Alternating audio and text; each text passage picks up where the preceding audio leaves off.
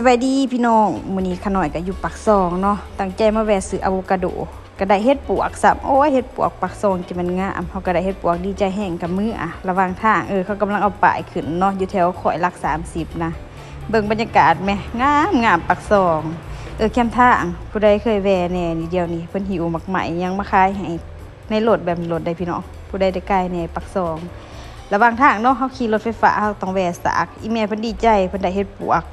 เพิ่นก็ขูดเด้เพิ่นไปตัดเอากระตุกน้ำเพิ่นมาขูดกว่ามาเพิ่นตื่นเต้นนำเฮ็ดปวกดอกใหญ่แบบนี้เนาะกลับมื้อโค้งบาดนี้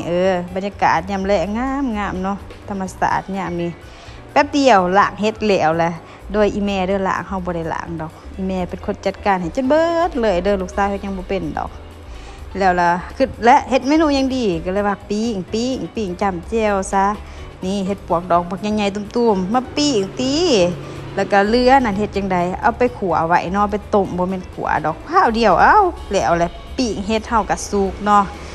ขัวก็ขัวใส่ไข่แหน่เมนูมื้อนี้2สัญชาติลาวเวียดนามเฮ็ดเอาเข้าไป